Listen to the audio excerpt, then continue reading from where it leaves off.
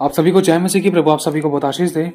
अगर आज किसी से ये क्वेश्चन पूछा जाए, समझ लेना कि आपसे क्वेश्चन पूछा जा रहा है उदाहरण के तौर पर, क्योंकि हमारे पास इस बात का जवाब होना चाहिए।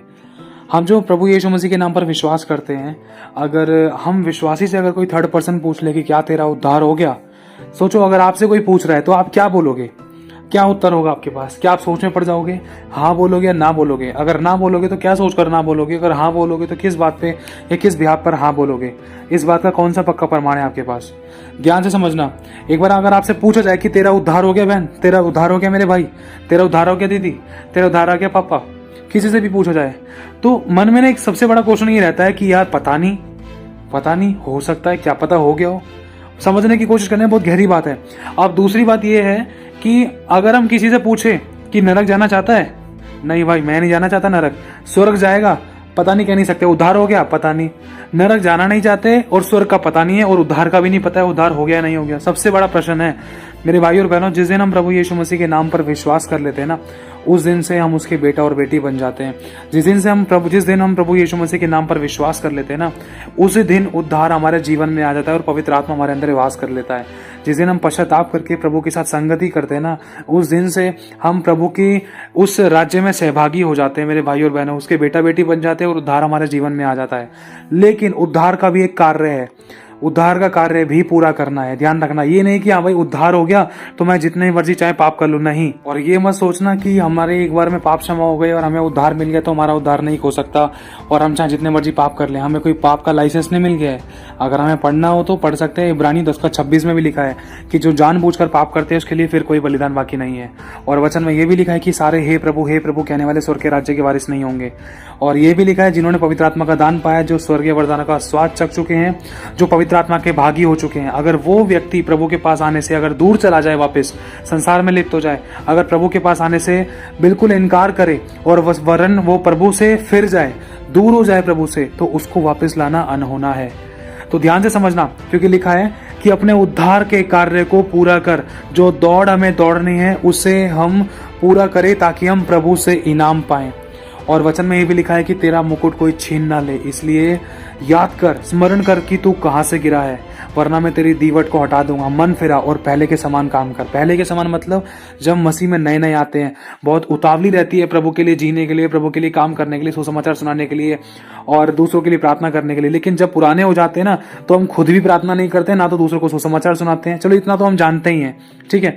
अब बात यह है कि अधोलोक और स्वर्गलोक, इन दोनों में कौन कौन सी आत्माएं जाती हैं, ये वाली बातें एक मसीह व्यक्ति को जरूर पता होना चाहिए, ताकि कभी बताया जाए सामने तो बता सकते हैं। ये पक्के प्रमाणों के साथ वचन के द्वारा बताया गया है, प्रभु ने सिखाया है। ध्यान से समझना। आपको पता होगा कि जो लूका के 16वें अध्याय में एक धनवान व्यक्ति है और एक लाजर है। ध्यान से समझना, बहुत गहरी बातें हैं। सबसे पहली बात तो यह है कि जब तक एक व्यक्ति प्रभु यीशु मसीह के नाम पर विश्वास नहीं करता, उसके जीवन में उद्धार नहीं आता और उसका उद्धार नहीं हुआ। जैसे ही प्रभु यीशु मसीह के नाम पर अगर कोई व्यक्ति विश्वास कर लेता है और उसके अनुसार जीवन बिताता है, पश्चाताप करके प्रभु के साथ संगति करता है, तो उसी समय उसका उद्धार हो जाता है और उसके अंदर पवित्र आत्मा भी वास कर लेता है। लेकिन ध्यान से समझना, अब ये नहीं है कि उद्धार हो गया, पवित्र आत्मा ने वास कर लिया, अब चाहे मैं जितने मर्जी पाप कर लूं और कितने मर्जी कुछ भी गलत काम कर लूं, किसी के साथ भी सो जाऊं या किसी के अन्य जाति के साथ शादी कर लूं, नहीं। ध्यान रखना, पवित्र आत्मा के आने का चिन्ह है, लेकिन पवित्र आत्मा के जाने का कोई चिन्ह नहीं। आज बहुत से लोग कहते हैं पवित्र आत्मा नहीं खो सकता, पवित्र आत्मा नहीं जा सकता। ध्यान रखना, दाऊद ने इस बात के लिए गिड़गिड़ा कर प्रार्थना करी थी मेरे भाई और बहनों। कहा था कि हे मेरे परमेश्वर, मुझे अपने सामने से निकालना दे और पवित्र आत्मा को मुझसे अलग ना कर, क्योंकि दाऊद अकेला पड़ गया था, खुदावन का आत्मा उससे दूर हो गया था। शिमशोन के बारे में लिखा है कि यहोवा उसके पास से चला गया था। सोचो, जब परमेश्वर ही चला जाएगा तो परमेश्वर का आत्मा, जिसे पवित्र आत्मा कहते हैं, तो वो कैसे रह सकता है? परमेश्वर अपने वचन के विरुद्ध में जाकर काम नहीं कर सकता है।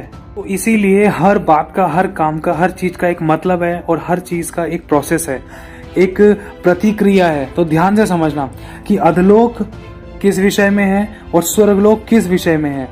तो सबसे पहले हम जानेंगे स्वर्गलोक के बारे में। स्वर्गलोक के बारे में शुरुआत करते हैं। आपने 16वां अध्याय लूका का पढ़ा होगा, लेकिन उसके बाद उसमें हम बाद में आएंगे। लेकिन पहले पढ़ते हैं उस डाकू के बारे में, जो डाकू प्रभु यीशु मसीह के बगल में लटके हुए थे। एक तो पहले नंबर का डाकू था जो प्रभु का तिरस्कार कर रहा था, मजाक उड़ा रहा था और यीशु मसीह से कह रहा था कि अगर तू सच में परमेश्वर का पुत्र है तो अपने आप को उतार ले और मुझे भी उतार ले। ये पहले नंबर का डाकू था। और दूसरे नंबर का डाकू वो था जिसने पहले वाले नंबर के डाकू को फटकार कर कहा था, अरे तो क्या परमेश्वर से नहीं डरता? हम तो अपने किए हुए की सजा पा रहे हैं, लेकिन ये यीशु तो भाई पवित्र है, ये तो सही होने के बाद भी इसको क्रूस पर चढ़ा दिया और तू ज्यादा मत बोल, तू चुप रह। तो उसी समय दूसरे नंबर के डाकू वाले फिर से ये वाली बात कहता है कि प्रभु देख, हम तो अपने किए हुए की सजा पा रहे हैं, प्रभु जब तेरा राज्य आए ना तो मेरी सुधि लेना, जब तेरा राज्य आए तो मेरी सुधि लेना। मतलब उसने पहले पश्चाताप किया कि हम तो अपने किए हुए की सजा पा रहे हैं, और फिर उसने कहा कि प्रभु जब तेरा राज्य आए ना तो मेरी सुधि लेना, मुझे याद रखना। तो उसी समय फट से अपना मुंह घुमाकर कहा कि देख सुन, आज ही तू बोला, तुम नहीं बोला, तू बोला। क्यों बोला? तू इसीलिए बोला क्योंकि उस दूसरे नंबर के डाकू ने ही सिर्फ पश्चाताप किया था, पहले वाले डाकू ने नहीं किया था, पहले वाले डाकू ने मन नहीं फिराया था। तो पहले वाला डाकू कहाँ गया, इसके बारे में भी आपको पता चल जाएगा। और दूसरे नंबर का जो डाकू था जिसने कहा कि प्रभु तू मेरी सुधि लेना, तो उसी डाकू को यीशु मसीह ने कहा कि तू आज ही मेरे साथ स्वर्ग लोक में होगा। अगर आप वचन पढ़ोगे ना तो वहां पर स्वर्ग नहीं लिखा है, वहां पर लिखा है स्वर्ग लोक। ध्यान से समझना, ये वो प्लेस है जहां पर उन लोगों की आत्माएं जो प्रभु में सोए हैं, प्रभु में विश्वास योग्य रहे हैं, प्रभु के अनुसार उन्होंने जीवन बिताया है और प्रभु में आखिरी सांस तक विश्वास योग्य पाए गए हैं। चाहे दुख था चाहे सुख था, प्रभु पर विश्वास करके रखा, प्रभु को नहीं छोड़ा और प्रभु के विरुद्ध में नहीं गए और सिर्फ प्रभु पर ही विश्वास किया और सिर्फ यीशु मसीह के अनुसार चलने के लिए ठाना और यीशु मसीह के लिए जान भी दे दी। और ये वो लोग हैं जो स्वर्गलोक में गए जिन्होंने पापों से पश्चाताप करके बुराई से बैर किया और प्रभु के अनुसार अपना जीवन बिताया और प्रभु की अगुवाई में चलते रहे। चाहे दुख था चाहे सुख था, चाहे घटी थी चाहे परेशानी थी, फिर भी प्रभु को नहीं छोड़ा, प्रभु के विरुद्ध में बुराई नहीं करी, प्रभु के साथ लड़ाई दंगा नहीं करा और प्रभु जैसा कहता था वैसा वैसा करते थे। चाहे दुख था चाहे सुख था, जैसे अय्यूब ने कहा था प्रभु तू दे तो भी मेरा परमेश्वर, ना दे तो भी मेरा परमेश्वर। तो कुछ इस प्रकार के लोग जो प्रभु में विश्वास योग्य रहे आखिरी सांस तक, उनकी आत्माएं स्वर्गलोक में, जिसे हम सुख लोक भी कहते हैं, मतलब वो वहां पर विश्राम कर रही हैं, वो वहां पर विश्राम पा रही हैं। ध्यान से समझना, ये वो लोगों की आत्माएं हैं जो प्रभु में सोए थे, प्रभु के अनुसार जीवन जिया, प्रभु पर विश्वास करते थे और पापों से तौबा किया, पापों में जीवन नहीं बिताया, वरन प्रभु की पवित्रताई में आप वो खुद सहभागी हुए, प्रभु के अनुसार चलते रहे और प्रभु में एक दिन अपना जीवन समाप्त किया। प्रभु के अनुसार वो सो गए और जब वो सो गए, धरती का जीवन उन्होंने समाप्त किया, सोने के बाद उनकी आत्माएं सुखलोक यानी कि स्वर्ग लोक में विश्राम पा रही हैं। ध्यान से समझना, ये वही जगह है जहां पर वो लाजर गया था। कौन सा लाजर? बाइबल में कई लाजरों का जिक्र है, ध्यान से समझना। ये वो लाजर है जो उस धनवान की डेवड़ी के बाहर छोड़ दिया जाता था, फेंक दिया जाता था, जिसके घाव को कुत्ते चाटते थे, जो उस धनवान की मेज पे से गिरी हुई झूठन रोटी खाता था और उस रोटी का खाते खाते धन्यवाद करता था। कुत्ते उसके घाव को चाटते थे और वो दुख और समस्याओं में, कलेशों में दबा हुआ था, लेकिन वो हर बात में धन्यवादी था। क्यों? क्योंकि उसको पेट भर की रोटी मिलती थी। धन्यवाद प्रभु तेरा, तूने रोटी तो दी, धन्यवाद मेरी सांसें बरकरार है, धन्यवाद मेरे दिल की धड़कन चल रही है, धन्यवाद मैं समझ पा रहा हूँ, सुन पा रहा हूँ, देख पा रहा हूँ, धन्यवाद धन्यवाद धन्यवाद धन्यवाद करते करते वो धन्यवाद उसकी जिंदगी की एक ऐसी सीढ़ी बन गया कि उसको स्वर्गलोक मतलब सुखलोक और अब्राहम की गोद में पहुंचा दिया गया। क्योंकि ऐसा लिखा है, जब ऐसा हुआ कि लाजर मरा तो उसको उठाकर स्वर्गदूतों ने, ध्यान से समझना बहुत गहरी बात है, उसको उठाकर स्वर्गदूतों ने अब्राहम पिता की गोद में बिठा दिया। अब्राहम पिता कौन है? ये वही अब्राहम है जिसके बारे में प्रभु ने गवाही दी है।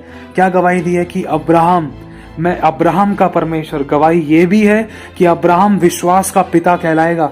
हम अब्राहम की संतान है, उसी अब्राहम की गोद में जो अब्राहम स्वर्ग लोक में, सुख लोक में परमेश्वर के यीशु मसीह के दोबारा बादलों में आने की बाट जो रहे हैं। ध्यान से समझना, क्योंकि स्वर्ग लोक में जो आत्माएं हैं वो इंतजार कर रही हैं कि प्रभु का आगमन कब होगा और कब हम अपने शरीर को पहनेंगे। ये बहुत ये डीपनेस है, ये रैप्चर से रिलेटेड भी है। तो हुआ क्या, जब वो लाजर मरा तो उस लाजर के मरने के बाद, जिसके घाव को कुत्ते चाटते थे, उस लाजर के मरने के बाद स्वर्गदूतों ने उसे उठाकर उस अब्राहम की गोद में स्वर्गलोक में पहुंचा दिया। और दूसरी तरफ जब वो धनवान मरा तो उसके बारे में लिखा है कि वो गाड़ा गया।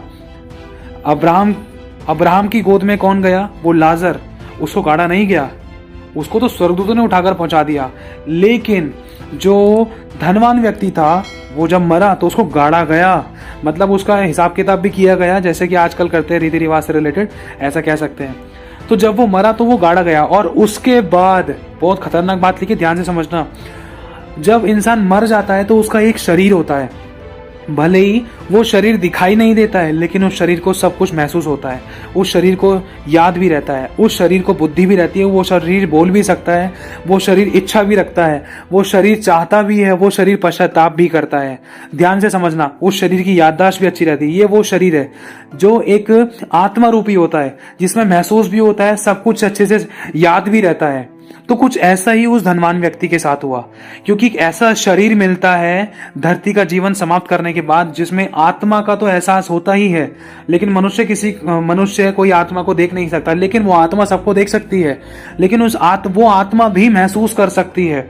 जैसे कि कई बार आपने नोटिस किया होगा, अगर कभी किसी भाई बहन में से दुष्ट आत्मा निकालते हैं तो बोलते हैं यीशु के नाम से मैं तुझे जलाता हूं, यीशु के नाम से जल जाए, तो वो जलती है, वो और चिल्लाती है दुष्ट आत्माएं, वो कहती नहीं मुझे मत जलाओ। ऐसी हमने गवाहियां सुनी है, ऐसा हमने नोटिस भी किया है।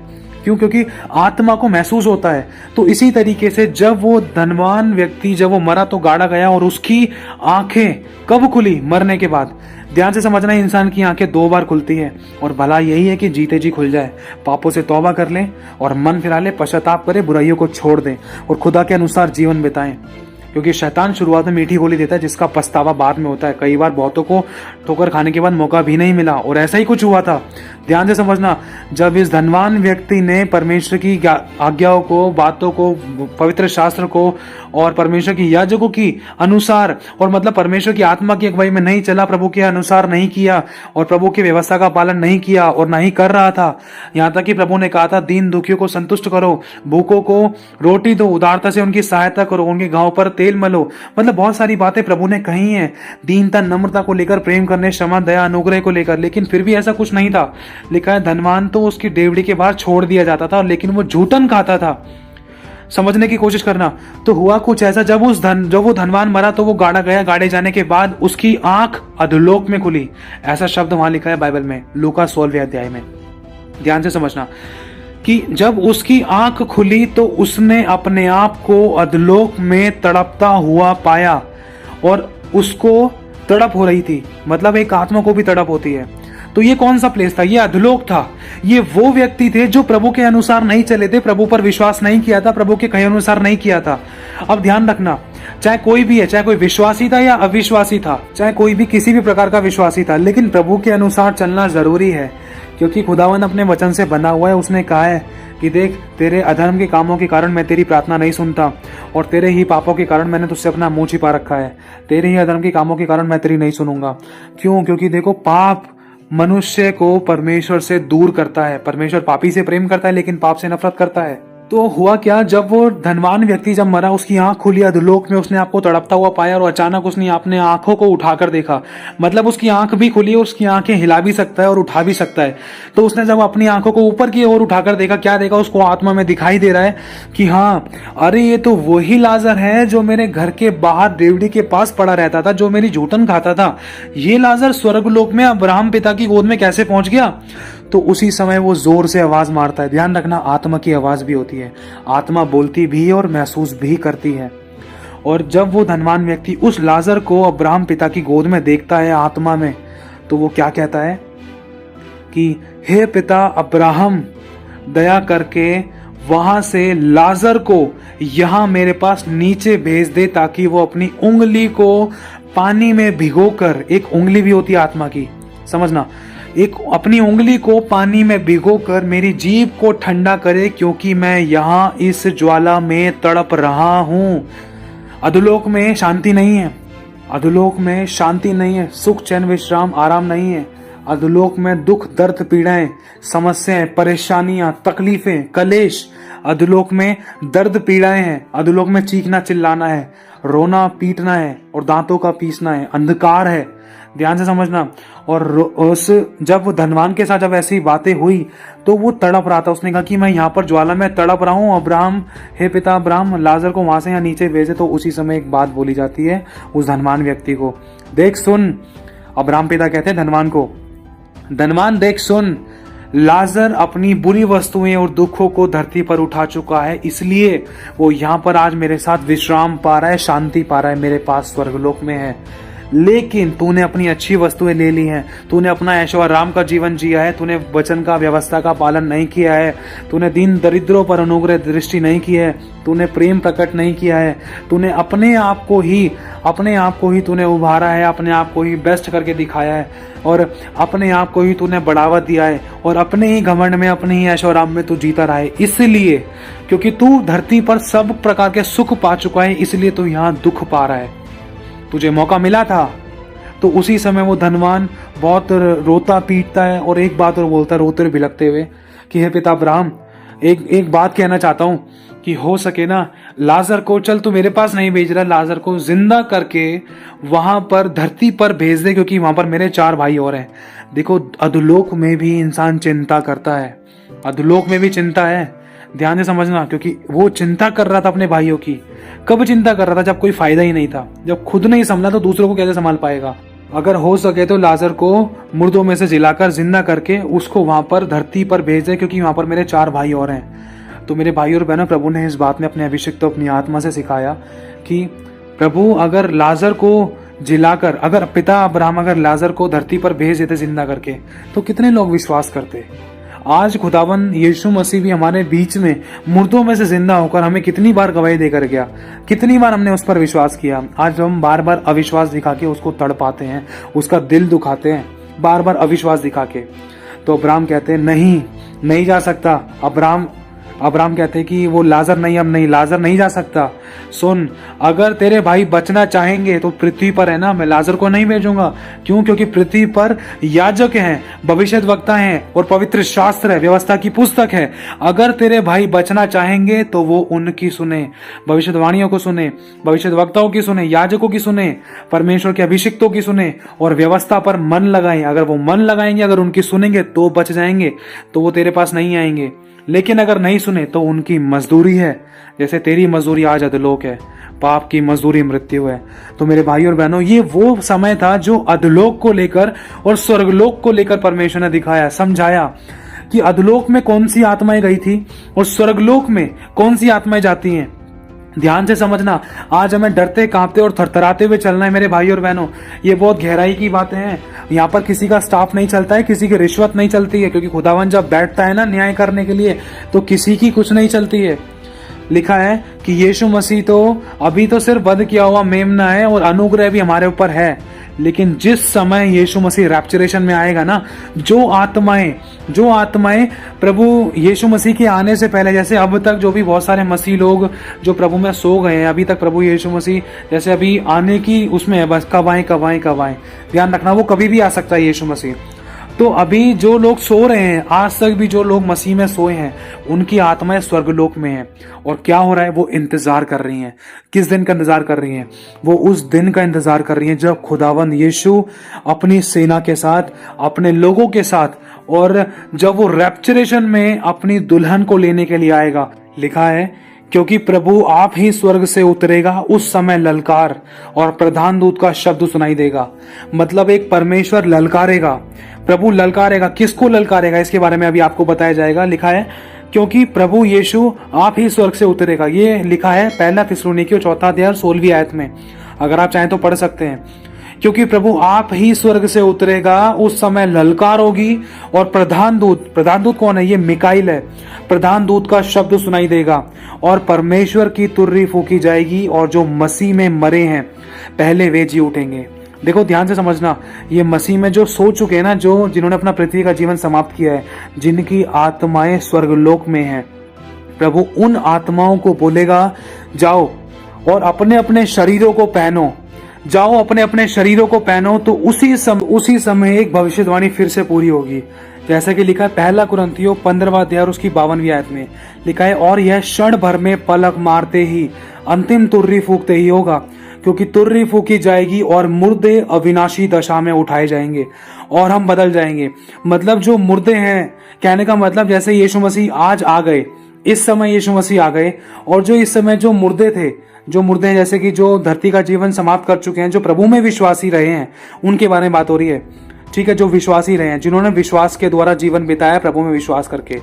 लिखा है जो मुर्दे हैं वो अविनाशी दशा में उठाए जाएंगे। जो मुर्दे हैं उनकी आत्माएं स्वर्गलोक में हैं। जैसे कि अभी आपको बताया ना कि जैसे जहां पर अब्राहम गया था जिसके घाव को कुत्ते चाटते थे, और जहां पर वो डाकू गया था दूसरे नंबर वाला, उनकी आत्माएं स्वर्गलोक में हैं। और जो आज तक भी, इस पल तक भी जो प्रभु में सो गए ना, उनकी आत्माएं भी स्वर्गलोक में है। और जैसे ही प्रभु आएगा वैसे ही वो आत्माएं स्वर्गलोक से आज्ञा के अनुसार, जैसे कि बताया ना अभी आपको, प्रधान दूत का शब्द सुनाई देगा और परमेश्वर की तुर्री फूकी जाएगी, और जो मसीह में मरे हैं पहले वो जी उठेंगे। तो जो मसीह में मरे हैं वो जी कैसे उठेंगे? वो इसीलिए जी उठेंगे क्योंकि उनकी आत्माएं प्रभु के पास स्वर्गलोक में, सुखलोक में विश्राम पा रही थी, जहां पर पिता अब्राहम की गोद में लाजर था। वहां पर वो सभी लोगों की आत्माएं हैं जो प्रभु में सो चुके हैं, और उनकी आत्माएं वहां पर विश्राम पा रही हैं। और वो बस इस दिन का इंतजार कर रहे हैं कि कब प्रभु यीशु मसीह आए, कब हम अपने अपने शरीरों को पहने और हम अविनाशी दशा में प्रभु के पास उठाए जाएं, ताकि हवा में प्रभु से मिलें और अनंत काल का जीवन हम प्रभु यीशु मसीह के साथ बिताएं और पाएं। लिखा है कि तुर्री फूकी जाएगी और मुर्दे अविनाशी दशा में उठाए जाएंगे, और बाकी जो जीवित है ना वो जीते खड़े खड़े ही बदल जाएंगे। मतलब एक महिमा की देह आ जाएगी, इन्फिनिटी लाइफ, एक अनंत काल की जिंदगी के लिए एक हमें ऐसी देह दी जाएगी जो कभी मर नहीं सकती, अनंत काल की देह। ध्यान रखना ये दो प्रकार की देह है। जैसे कि एक तो देह वो बताइए अधोलोक के उस धनवान व्यक्ति की, उसकी भी एक देह थी, और एक देह वो है जो महिमा की देह है, जो प्रभु यीशु मसीह अपने लोगों को देगा जो उस पर विश्वास करते हैं, जो उसके अनुसार जीवन बिताते हैं, जो उसमें विश्वास योग्य रहे हैं, जिन्होंने पापों से पश्चाताप किया है, प्रभु को अपना उद्धारकर्ता ग्रहण किया है, जो आखिरी सांस तक उसमें रहे हैं, उनको प्रभु यीशु मसीह अपनी महिमा की देह देगा। ये महिमा की देह वही देह है जो यीशु मसीह ने स्वयं पहनी थी। कौन सी? जब यीशु मसीह मर के जी उठा था, तब यीशु ने कहा था, हे मरियम तुम मुझे मत छू, अभी तक मैं पिता के पास नहीं गया। तेरे प्रभु मेरे परमेश्वर, तेरे परमेश्वर मेरे परमेश्वर के पास अभी तक नहीं गया। तो ये वही देह है, क्योंकि लिखा है क्योंकि अवश्य है कि यह नाशवान देह अविनाशी को पहन ले और यह मरणहार देह अमरता को पहन ले। और जब यह नाशवान अविनाशी को पहन लेगा और मरणहार अमरता को पहन लेगा, तब वह वचन जो लिखा है पूरा होगा। ध्यान रखना ये भविष्यवाणी पूरी होगी। लिखा है कि जय ने मृत्यु को निगल लिया, हे मृत्यु तेरी जय कहाँ रही, हे मृत्यु तेरा डंक कहाँ रहा। मृत्यु का डंक पाप है और पाप का बल व्यवस्था। तो मेरे भाई और बहनों, ये है रैप्चर। ध्यान से समझना, यह है रैप्चर, जिसे हम यीशु मसीह का दोबारा आगमन, सेकंड कमिंग भी कहते हैं। ठीक है, क्योंकि अगर हम यूहन्ना का 14वां अध्याय पढ़े शायद, उसमें बता रखा है कि मैं पिता के पास जाता हूं, तुमने परमेश्वर पे विश्वास रखा है तो मुझ पर भी रखो, और मेरे पिता के घर में रहने के बहुत से स्थान है और मैं वहां पर जाता हूं, तुम्हारे लिए जगह तैयार करता हूं। यूहन्ना 14 का दूसरी आयत में पढ़ देता हूं आपके लिए। लिखा है मेरे पिता के घर में बहुत से रहने के स्थान है, यदि ना होते तो मैं तुमसे कह देता, क्योंकि मैं तुम्हारे लिए जगह तैयार करने जाता हूं, और यदि मैं जाकर तुम्हारे लिए जगह तैयार करूं तो मैं तुम्हें फिर आकर अपने यहाँ ले जाऊंगा, कि जहां मैं रहूं वहां तुम भी रहो। तो इसीलिए मेरे भाई और बहनों, खुदावंत का वचन साफ कह रहे हैं, और मैं जगह तैयार करने जाता हूं, वहां से मैं फिर आकर तुम्हें अपने यहां ले जाऊंगा। इसे कहते हैं सेकंड कमिंग। यीशु मसीह जब दोबारा बादलों में आएगा तो मुर्दे जी उठेंगे, और जो आत्माएं स्वर्गलोक में थी वो अपने अपने शरीरों को पहनेंगे और अविनाशी दशा में उठाए जाएंगे। और दूसरी बात, जो जीवित हैं उसी समय जो जीवित हैं, जो उनके शरीर महिमा की देह को पहन लेंगे, वो बदल जाएंगे और वो भी अविनाशी दशा में प्रभु के पास रैप्चरेशन में हवा में प्रभु से मिलेंगे और उठा ली जाएंगे अनंत काल के जीवन के लिए। इसे कहते हैं रैप्चर, इसे ही कहते हैं सेकंड कमिंग, इसे ही कहते हैं उठा लिया जाना।